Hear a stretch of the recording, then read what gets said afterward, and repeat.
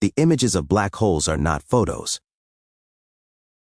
Just a quick note on the title of this piece. What is meant by the words, "the images of black holes are not photos," is that no everyday camera could take a photo of a black hole. Indeed, not even the most sophisticated and expensive single camera could do so. However, the 8 telescopes specifically involved in the project of creating an image of the black hole in galaxy M87 are said to have photographed it multiple times. In any case, back in 2019, we saw the first image of a black hole. That image became a major news item.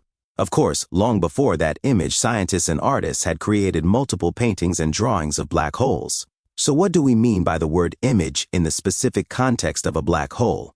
Firstly, a black hole isn't something the naked eye could see. It's not even something that can be seen through a single telescope. And finally, it's not something that could be the subject of a single photograph. Having said all that, the astronomer Mike Merrifield of 60 Symbols and the University of Nottingham said that this image is the best proof there has ever been for a supermassive black hole. So how should we interpret these images? The black hole itself. The black hole itself is located in a distant galaxy, Messier 87. More precisely, it's 500 million trillion kilometers away. Thus, the 8 telescopes involved saw something from our distant past.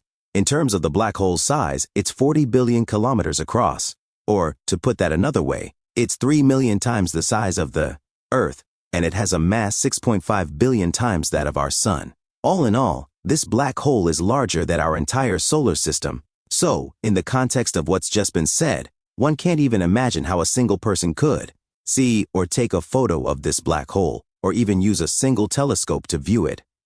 The final image of the black hole was captured by the Event Horizon Telescope 8. This itself was a network of 8 telescopes which were linked together in various places throughout the world. In terms of the image itself, what we can see is a bright ring of fire which surrounds a perfectly circular black hole. This bright ring of fire is itself caused by superheated gas falling into the hole. Indeed, this ring is brighter than all the stars in the M87 galaxy put together. That's partly why it could be seen through H8 telescopes. In terms of the colors of the image, the white around the black hole is high-energy light, whereas the red is low-energy light. Dr. Katie Booman, the scientist largely responsible for the image, emphasized the fact that what we see is actually what's surrounding the black hole. Booman also used the word image. She wrote on Facebook, "Watching in disbelief as the first image I ever made of a black hole was in the process of being reconstructed." Previous to the publication of this image, Booman said during a TED Talk of another image of a black hole that it isn't a real photograph. It's an interpretation of what a black hole might look like. She also often used the word picture in this seminar. Technical stuff. No single telescope would have been powerful enough to capture this black hole. Booman herself said, if before this particular image was created that we'd need a telescope the size of the Earth to see a black hole. Nonetheless, Booman also said that a computation or algorithmic solution could be found to this problem. It was found. She found it. Hence the image. So that's why a network of 8 telescopes was set up in locations ranging from Chile to Antarctica. The project also involved over 200 scientists. All 8 telescopes together used a technique called interferometry. And then all the data from the 8 telescopes was stored on hundreds of hard drives. That stored data, in turn, was processed in Bonn and Boston. Interferometry is a group of techniques in which waves, often electromagnetic waves, are superimposed. That causes the phenomenon of wave interference, which in turn is used to extract information. Now for Booman's now well-known algorithms. Much has been made of Booman's series of algorithms which made this image possible. So what exactly did these algorithms achieve? Well, they converted the data from the 8 telescopes into the image we can now see. More precisely, Booman's algorithms recovered a photo Booman herself repeatedly used the word image from that huge amount of data.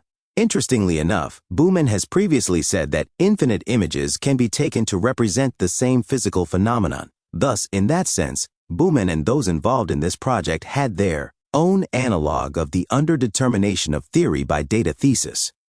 This is the thesis which states that the same physical phenomenon can be accounted for by numerous theories or by numerous models. And because of that, Booman has also accepted the possibility of bias her word when it comes to images of black holes. What she meant in this case is that the images extracted from a huge pool of data may be those which coincide with the Scientists' previous exposure to the simulations, another of Bowman's words, picture or paintings of other black holes.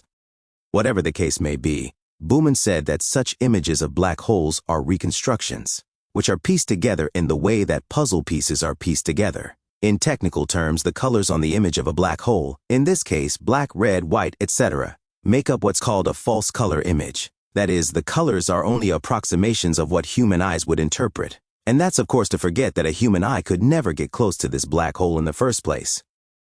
More basically, the black hole image is a product of radio telescopes, which can't capture visible light unlike an ordinary telescope, hence the term pseudo or false color. Philosophical questions. One may wonder what is meant by the word image, as in the phrase image of a black hole. This image, as stated, is the end result of the multiple recordings of 8 different telescopes. The massive data was somehow fused together in Bonn and Boston. So this black hole isn't what a human being would see, even through a telescope. A human being wouldn't see this even if he or she could hypothetically get close enough to use a telescope to see a black hole. Indeed, the scientists involved, or at least some of them, have happily admitted that the black hole is unseeable to the naked eye.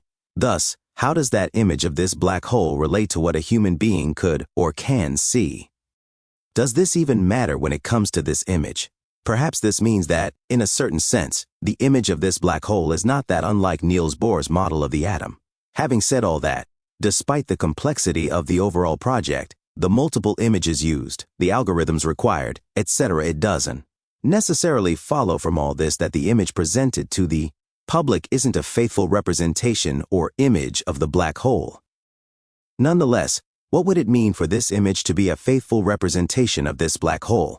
Indeed, to be pedantically philosophical, what do we mean by image, or representation within the specific context of this black hole? Let's begin with the term representation. This term is used in a multitude of different ways. However, unlike an image or picture, representations are sometimes said to be mere symbols which take the place of something else. So the words image and representation are certainly not synonyms. That is, a representation needn't also be an image. Similarly, an image needn't be seen as a representation. That would entirely depend on how the word representation is being used. Generally speaking, an image, unlike a representation, is said to resemble a subject. Thus, it's not surprising that an image is also said to depict, replicate, mimic, visual perception. And this is clearly relevant to this image of the black hole. On some accounts, the category photograph is said to be a subset of the category image. Having said that, an image itself is also said to be a subset of the category representation. I can be found